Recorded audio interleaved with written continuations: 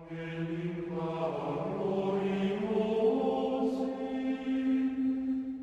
wanted to begin by drawing your attention to today's first reading from the book of the prophet Isaiah. Notice how at the end of that reading it says, "Can a woman forget her nursing child or show no compassion for the child of her womb? Even these may forget, yet I will not forget you." Now, this is God speaking through the prophet Isaiah, and it's referring to the Jewish people as a whole, but it also refers to us as individuals. So, imagine a loving mother. Can she forget the child of her womb? No. So a mother will always love her child, will always take care of her child, even if those children tend sometimes rebel against their parents. So it just goes to show the extent of God's love.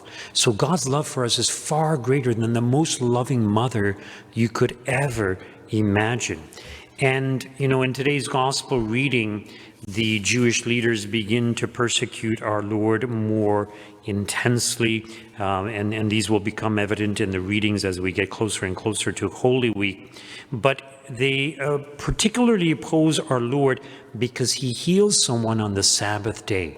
Now contrast this with just we heard in today's first reading, that God will never forget, God will always be there to care. But it's almost as if these Jewish leaders are saying, well, God will never forget except on the Sabbath day. In other words, he won't show his love on the Sabbath day. This is kind of the attitude they have. So our Lord points out that he only does what he sees his Father doing. So our Lord isn't really breaking the Sabbath law. He's not breaking the Sabbath law. He's showing them, or trying to show them, that they have a misunderstanding of what the Sabbath law entails. So yes, we are called to love God, but we're also called to love our neighbor. And that includes loving our neighbor on Sundays. It's not as if we take a break from loving our neighbor on the Sabbath day. That's crazy. So if you read the Catechism, the Catechism of the Catholic Church has a very good section on each of the commandments, including the one about the Sabbath day, and how it's a day where we ought to reach out to others, to socialize, to connect with family, to connect with friends, and also to be at the service of others on the Sabbath day. So yes, we need to go to Mass, we need to spend more time thinking about God, but we also need to think about the people around us. And the really ironic thing is, for most Catholics, they come to Mass on Sundays, which is our Sabbath day. So most Catholics come to Mass on the Sabbath day, and it's kind of like, do we think that God is just resting on that Sabbath day?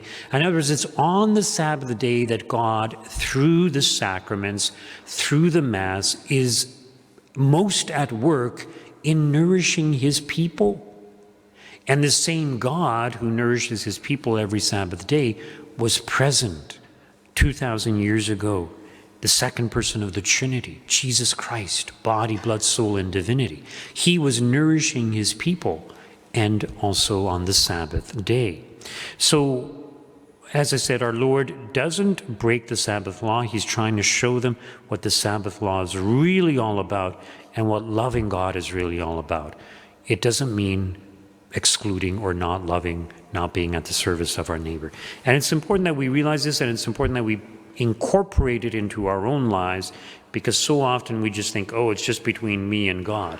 No, I need to do what I can to spread the love of God, the goodness of God, to those around me.